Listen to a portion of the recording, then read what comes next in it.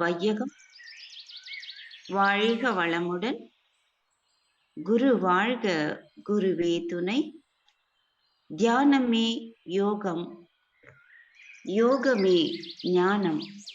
தமிழ் ஆனந்த யோகம் வாழ்க வளமுடன். இன்றைய சிந்தனை துளிகள். சிற்றறிவு, பேரறிவு. புலன் இன்பத்தில் மட்டும் மனம் நிலைத்து இருக்கின்ற போது மனம் அதில் எல்லை கட்டிய உணர்ச்சி நிலையில்தான் இயங்கும். அதுதான் சிற்றறிவு.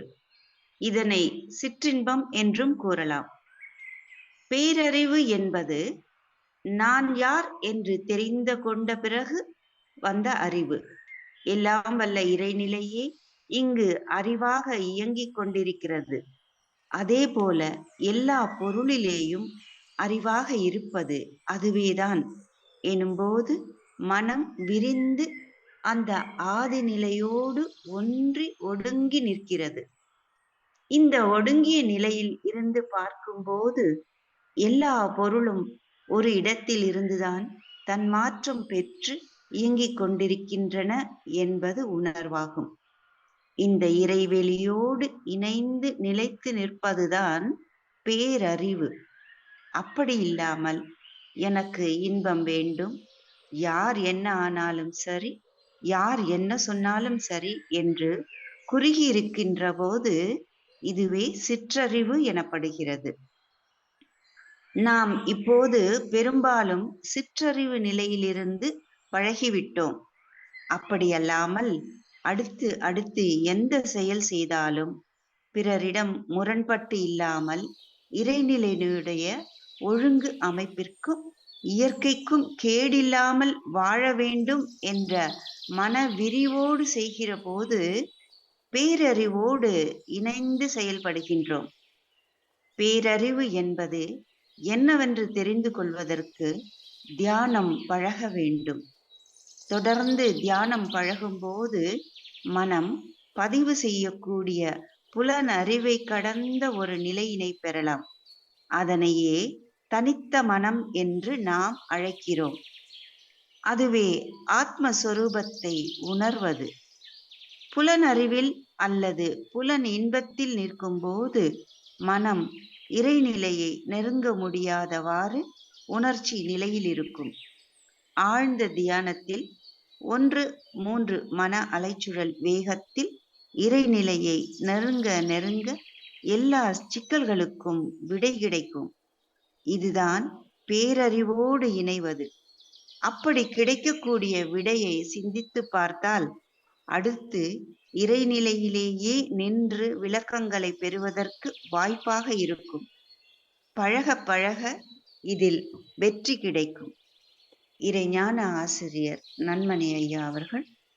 நன்றிகள் ஐயா. வாழ்க வளமுடன், வாழ்க வளமுடன். வாழ்க வளமுடன். சிற்றறிவு, பேரறிவு. அறிவே தெய்வம், தெய்வமே அறிவாக இருக்கிறது என்பது அருட்தந்தை வேதாத்ரி மகர்ஷியனுடைய ஒரு உயர்நிலை தத்துவம். அறிவேதான் தெய்வம் என்றார் தாயுமானார் என்ற அந்த வரிகளில் நாம் உணர்கிறோம்,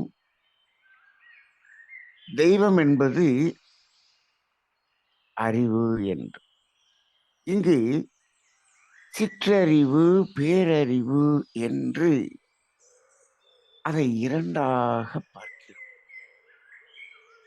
இதை பார்க்கக்கூடிய நிலை என்பது இயக்க நிலை. பேரறிவாகிய தெய்வம் இயக்க நிலையில் இயங்கும் பொழுது அது சிற்றறிவாக இயங்குகிறது.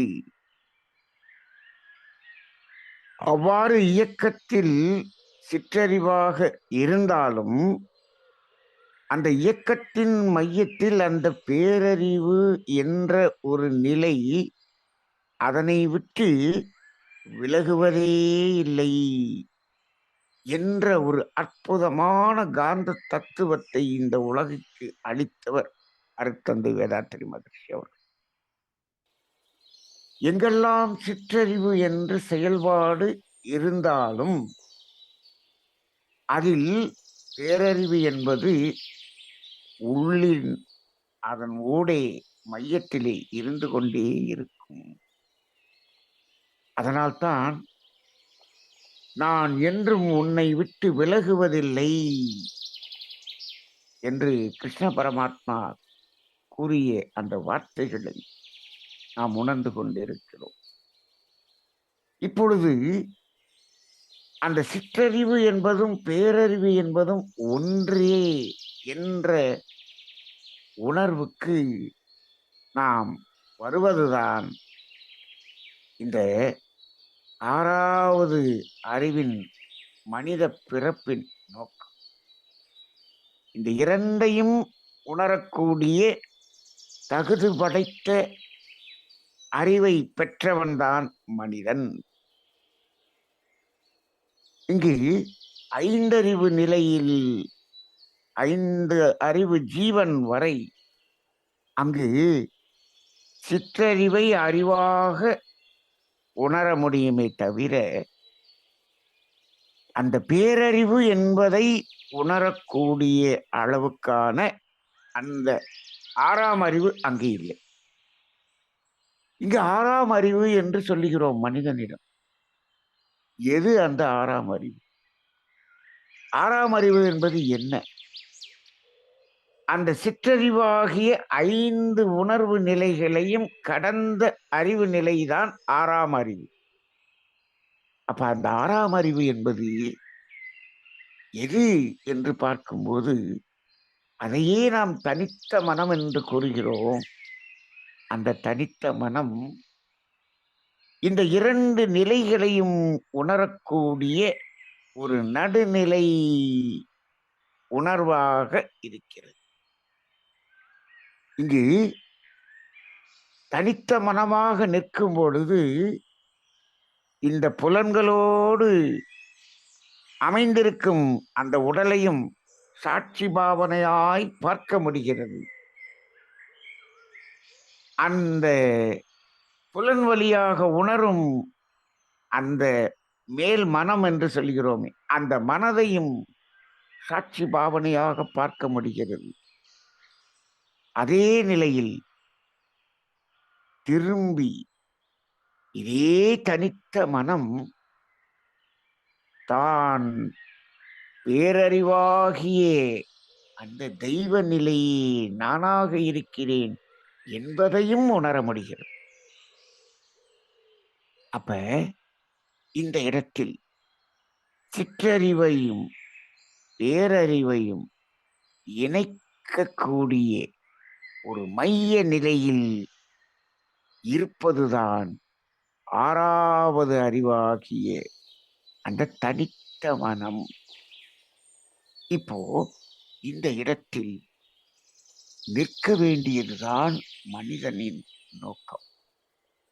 மனிதன் தியானிப்பதின் நோக்கமே இந்த இடத்தை அடைவதுதான், அந்த தன் உணர்வு நிலையை அடைவதுதான். திருமூலரின் அந்த வார்த்தைகள் தன்னை உணரும் நிலை என்று அந்த தன் உணர்வு என்பதை அவர் சொல்லி இருக்கக்கூடிய ஒன்று என்ன என்றால் அதுதான் தனித்த மனம். தனித்த மனம் தன்னுடைய உடலையும் பார்க்கிறது, தன்னுடைய மனதையும் பார்க்கிறது. எப்படி பார்க்கிறது? விலகி நின்று பார்க்கிறது, சாட்சி பாவனையாய் பார்க்கிறது. அதே நிலையில் தான் ஆத்மஸ்வரூபமாகிய பேரறிவாகிய தெய்வம் என்பதையும் உணர்கிறது. இந்த அளவுக்கு ஒரு நிலையை அடைவதற்கான தகுதி படைத்தவன் மனிதன். அந்த நிலையை அடைவதுதான் தியானத்தின் பயணத்தின் முடிவான நோக்கம். இந்த நிலையிலே அந்த சிற்றறிவு என்பது மேல்மனம். அது புலன்கள் வழியாக பொருள்களோடு தொடர்பு கொண்டு, மனித உறவுகளோடு தொடர்பு கொண்டு, இது அழுத்தம், ஒலி, ஒலி, சுவை, மனம் என்ற 5ஐ மட்டுமே உணரும். இந்த நிலையில் இருக்கக்கூடிய அந்த உணர்வு நிலை மேல் மனம் என்று சொல்லுகிறோம். அதே மனம் சற்று மையத்துக்கு வரும் பொழுது, நடுமனமாக வரும் பொழுது, அந்த புலன் வழியாக பெற்ற அனுபவங்கள் என்ற நிலையில் மட்டும் நிற்கும். நேரடியாக புலனோடு தொடர்பு கொள்ளாது. அதனுடைய அனுபவங்களில் அதே அழுத்தம், ஒலி, ஒலி, சுவை, மனம் என்ற அந்த அனுபவ நிலைகளில் மட்டும் நிற்பது நடுமனம். அடிமனம் என்றது அதுவே தனித்த மனம். அது புலனிலிருந்தும் விடுதலை பெற்றது. அந்த புலன் அனுபவங்களிலிருந்தும் விடுதலை பெற்றது. அப்படி என்றால் அது சிற்றறிவு என்ற நிலையில் இருந்து பேரறிவு என்ற நிலைக்கு வந்து விடுகிறது. எப்பொழுது மனம் தனித்த மனமாக ஆறாம் அறிவில் முழுமையாக செயல்படுகிறதோ அது பேரறிவாகவே இருக்கிறது. ஆக மனம் என்பது இந்த அறிவின் வெளிப்பாடே மனம். அந்த அறிவு என்பது சிற்றறிவாகவும் பேரறிவாகவும் இரண்டையும் உணரக்கூடிய ஆறாம் அறிவாகவும் இருக்கிறது. ஆக இந்த சிற்றறிவு நிலையிலேயே மயக்கத்தில் இருக்கக்கூடிய அந்த மனதை ஒடுங்கி ஒடுங்கி ஒடுங்கி அதிலிருந்து விடுதலை பெற்று, புலன்களிலிருந்து விடுதலை பெற்று, புலன்களிலிருந்து விடுதலை வரும்போது